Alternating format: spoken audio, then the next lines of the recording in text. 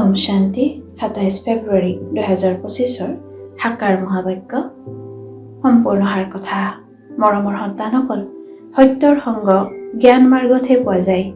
এতিয়া তোমালোক সত্য পিতাৰ সংগত বহি আছা। পিতাৰ স্মৃতিত থকা মানেই সৎসংগ কৰা। প্ৰশ্ন: সৎসংগৰ আৱশ্যকতা তোমালোক সন্তানসকলৰ এতিয়াহে হয় কিয়? উত্তৰ: কিয়নো তমপ্ৰধান আত্মা এজন সৎ পিতা, সৎ শিক্ষক আৰু সৎগুৰুৰ সংগৰেহে শতপ্ৰধান অৰ্থাৎ কলাৰ অতীতৰ পৰা বগা পাৱন হ'ব পাৰে। সৎসংগ অবিহনে নিৰ্বল আত্মা বলৱান হ'ব নোৱাৰে। পিতাৰ সংগৰ দ্বাৰা আত্মাত পবিত্ৰতাৰ বল আহি যায়। 21 জন্মৰ বাবে তেওঁলোকৰ নাও পাৰ হৈ যায়। अच्छा मीठे मीठे सिक्के लगे रुहानी बच्चों पे रुहानी बाप व दादा का याद प्यार और गुणवानी। मीठे मीठे रुहानी बच्चों पे रुहानी बाप की नमस्ते। ধাৰণাৰ বাবে মুখ্য সাৰ 1. তোমালোকে এই দেহৰ যি সংগ পাইছা, এই সংগৰ পৰা ঊৰ্ধত থাকিব লাগে। সত্যৰ সংগেৰে পাৱন হ'ব লাগে। 2. এই বিদ্যাৰ্থী জীৱনত চলতে ফুৰোতে বুদ্ধিত যাতে জ্ঞানৰ কথাই মন্থন হৈ থাকে। লক্ষ্য উদ্দেশ্য সন্মুখত ৰাখি পুৰুষাৰ্থ কৰিব লাগে। সঁচা অন্তৰেৰে পিতাৰ সহায়কাৰী হ'ব লাগে। বৰদান: অব্যভিচাৰী আৰু নিৰ্বিঘ্ন স্থিতিৰে প্ৰথম জন্মৰ প্ৰাৰব্ধ প্ৰাপ্ত কৰোঁতা সমীপৰ আৰু সমান হোৱা।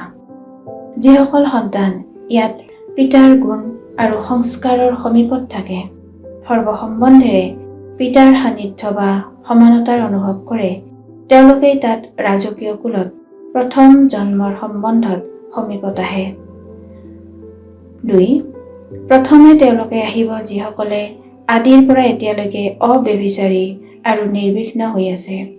নিৰ্বিঘ্নৰ অৰ্থ এইটো নহয় যে বিঘ্ন নাহিবই, কিন্তু বিঘ্ন বিনাশক বা বিঘ্নৰ ওপৰত সদায় বিজয়ী হৈ থকা। এই দুয়োটা কথাৰ যদি আদিৰ পৰা অন্তলৈকে ঠিকে থাকে, তেন্তে প্ৰথম জন্মত সংগী হ'ব। শ্লোগান: শান্তিৰ শক্তিৰে নেতিবাচকক ইতিবাচকলৈ পৰিৱৰ্তন কৰা। একান্ত প্ৰিয় হ'বলৈ একতা আৰু একাগ্ৰতা ধাৰণ কৰিবলৈ আজিৰ অব্যক্ত সংকেত। একান্তবাসী অৰ্থাৎ সদায় স্থূল একান্তৰ লগতে এজনৰ অন্তত থকা একাগ্ৰতাৰ শক্তিৰে যিকোনো আত্মাৰ বাৰ্তা সেই আত্মাটিলৈ পঠিয়াব পাৰা, যিকোনো আত্মাক আহ্বান জনাব পাৰা, যিকোনো আত্মাৰ আৱাজ উপলব্ধি কৰিব পাৰা, যিকোনো আত্মাক দূৰত থাকিও সহযোগ দিব পাৰা। ওম শান্তি।